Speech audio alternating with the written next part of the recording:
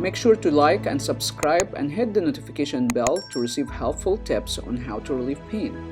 If you have any questions, put it in the comment section down below. Hello everyone, welcome. This is Dr. Jacobs. In this video, I'm gonna go over how to stop shoulder pain. But before I do that, I'm gonna go over the symptoms, the causes, risk factors, and how to get to the root cause of shoulder pain and treat it at home. So what are the symptoms of shoulder pain? You're gonna feel like some tenderness or pain when you touch your shoulder, or your pain increase with lifting overhead activities. Also, you might feel pain when you lie on the side or the side of the shoulder that injured. Sleeping on that side could be painful, and you might experience some shoulder, arm stiffness, and weaknesses. There are a lot of causes for shoulder pain, like bursitis, tendonitis, frozen shoulder, sprain, strain, rotator cuff injury, arthritis, impingement, dislocation, fracture. I have videos on almost all of these individually, so feel free to check it on my YouTube channel. But to treat the root cause of the problem, we have to look at the normal healing cycle, because you will see there is a common issue with all of these injury, which is actually the normal healing cycle. So it doesn't matter if you have bursitis, tendonitis, sprain, frozen shoulder, rotator cuff injury, or arthritis. Your body has to go through one healing cycle in order to heal.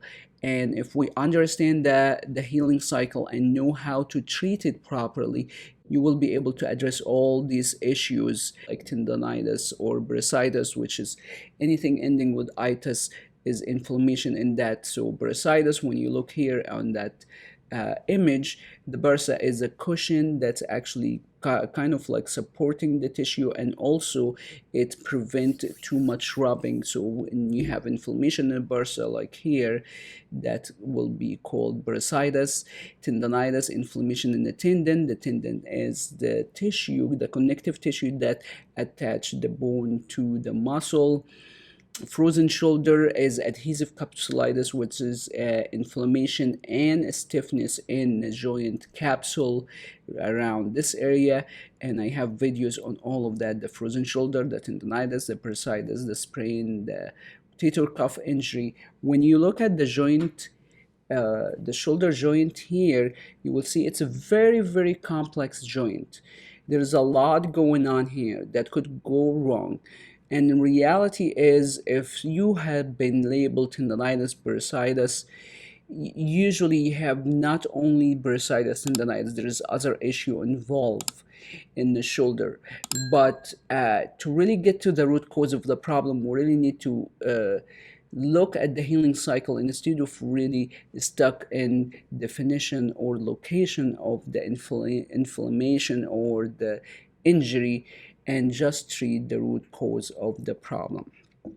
So, risk factor for shoulder injury or shoulder pain.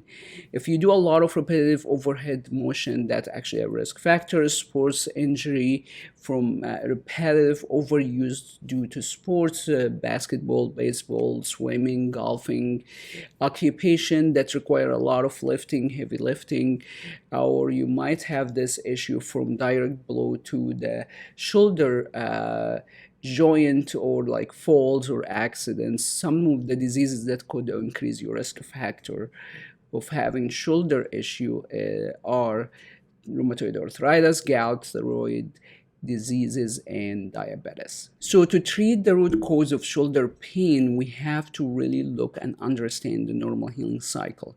There is a common theme for all the shoulder injuries, which is actually the healing cycle.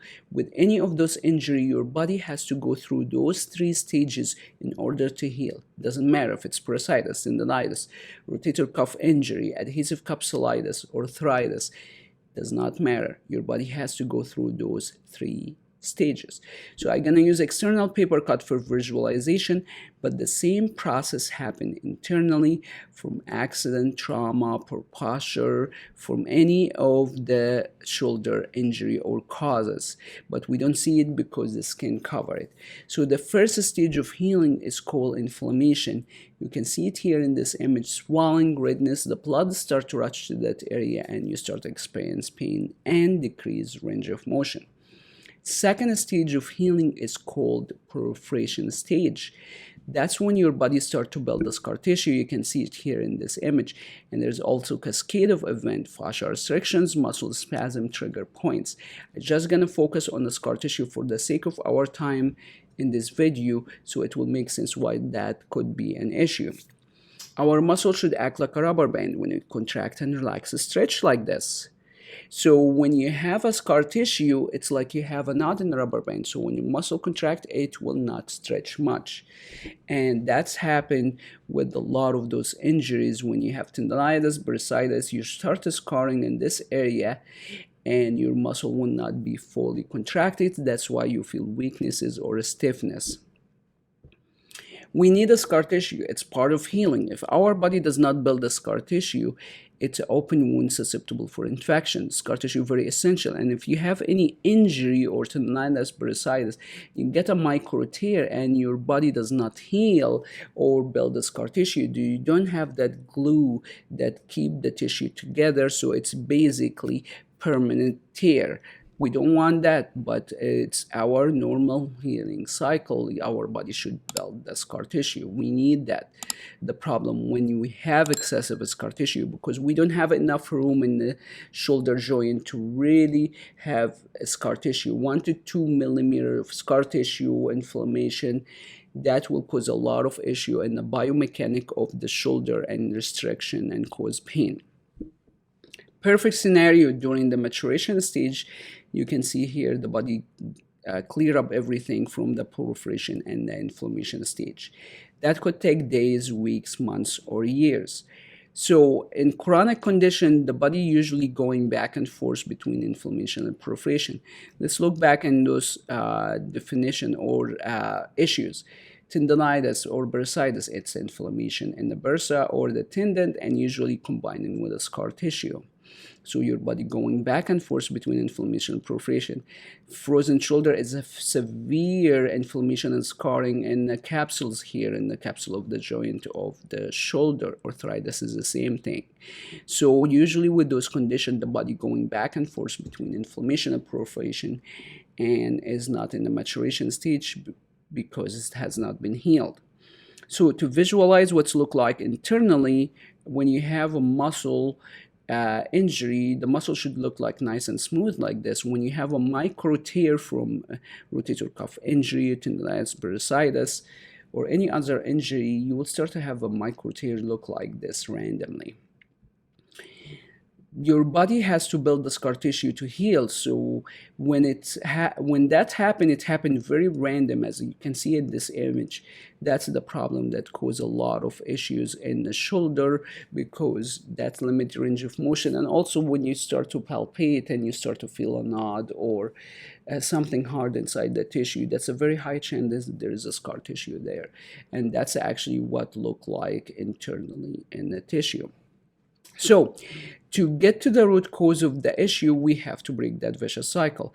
I'm gonna go over some of the common treatment that currently used by healthcare providers, but are not effective. So you don't have to waste your time on it. And then we'll relate that to the healing cycle, so it will make sense why these treatments are not effective. So it's commonly used as stem, ice, and heat. When we look at the normal healing cycle, that's not gonna break the scar tissue, not gonna release fascial restriction, muscle spasm. It will not decrease inflammation. It's temporary, provide pain relief. There's no long-term effect, and that's actually based on several studies. The other thing that's commonly used foam roller, and massage. And when we look at the normal healing cycle, do you want to rub over inflamed area? That actually could cause more inflammation. And when I go over the fascia system, it will make a lot of sense why massage and foam roller are not effective. And actually, based on several systematic review studies, massage and foam roller either provide temporary pain relief or no pain relief. So there is no long-term effect from massage and foam roller. The other thing that commonly used, dry needling or acupuncture, which is actually using needle. But when you think about this way, if you have a scarring like this, does the needle gonna break it? It's very tiny. It's provided millimeters of entering the body, penetrating the body, and it's not gonna do much for inflammation or the proliferation stage.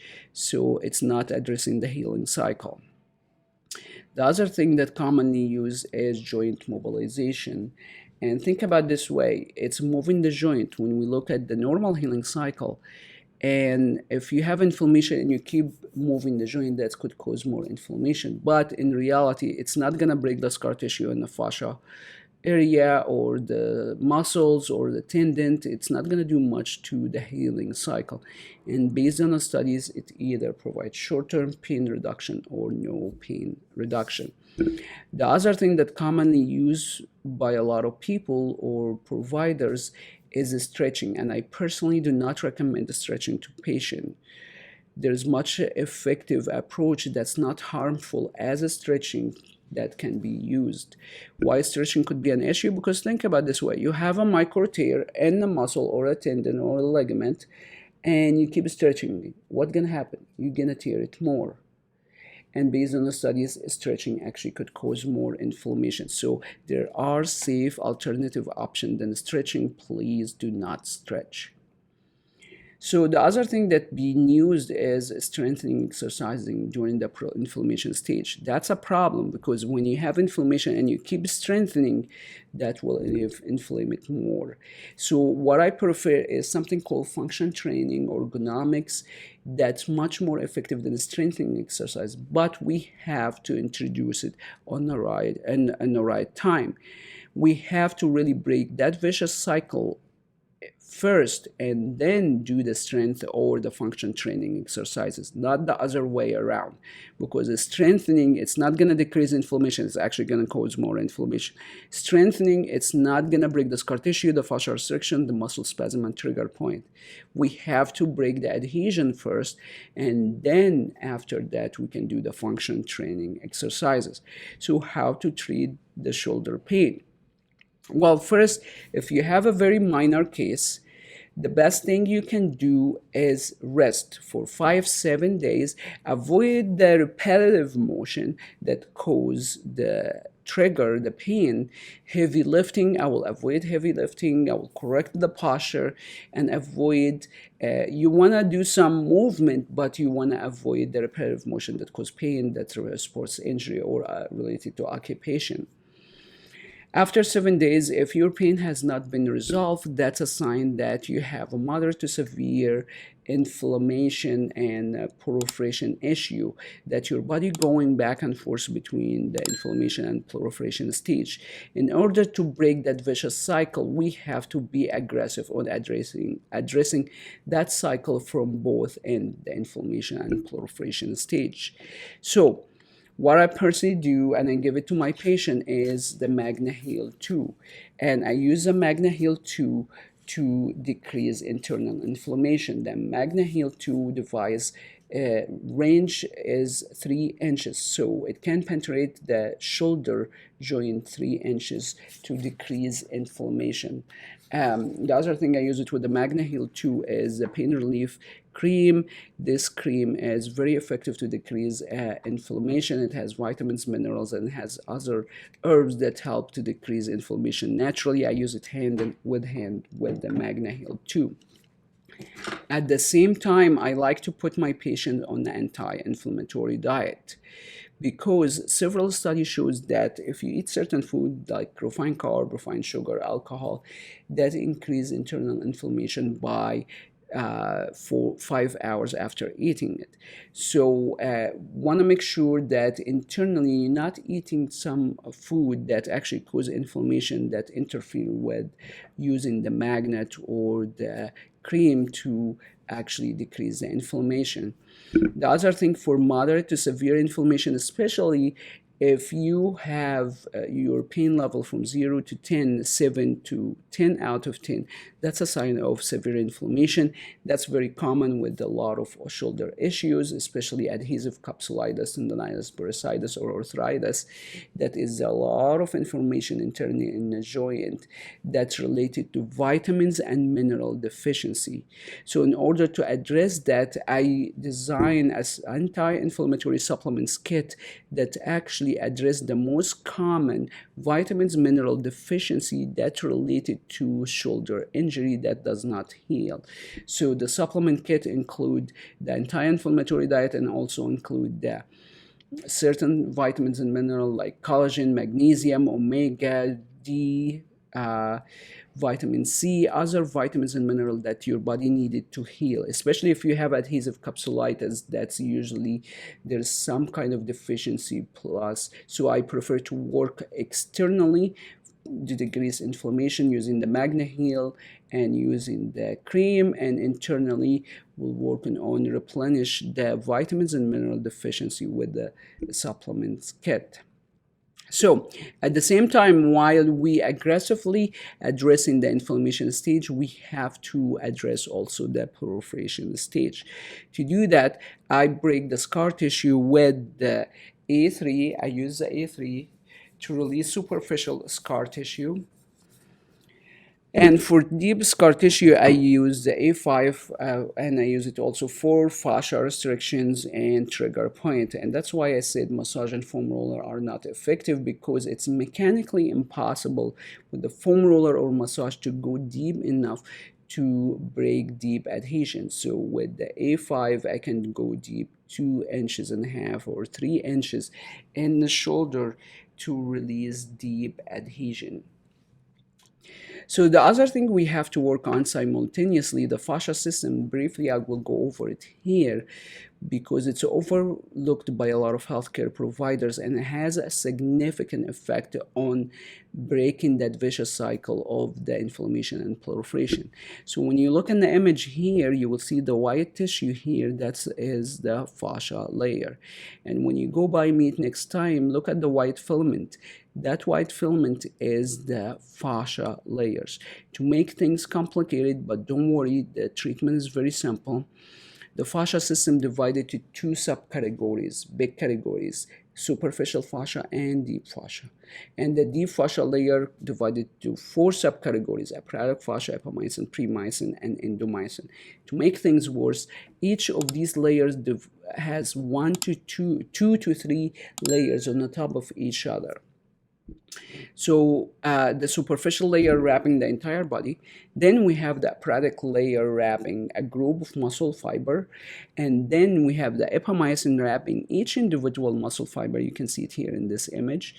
Then we have the premiysin that wrapping a group of muscle bundle, and at the end, the endomysin wrapping each individual muscle fiber.